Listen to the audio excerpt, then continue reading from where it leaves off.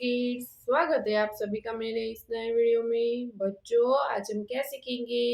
आज हम सीखेंगे A for apple, B for ball, C for cap. बच्चों, ये क्या है? ये है हमारे कलर्स। चलो बच्चों, कलर्स नेम जानते हैं। Red colour, light green colour, brown colour, yellow colour, blue colour.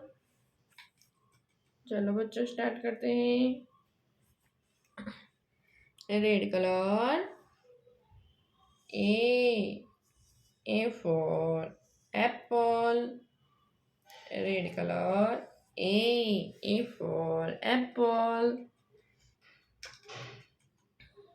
एक के बाद B, light green colour, B for banana. B for banana. B के बाद सी,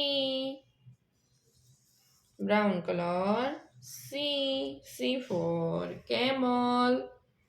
सी के बाद D, blue colour, D for dog. Brown colour, D for dog. D के बाद क्या आएगा बच्चों? E for elephant.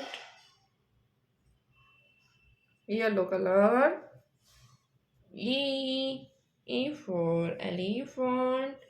Yellow color, E for elephant.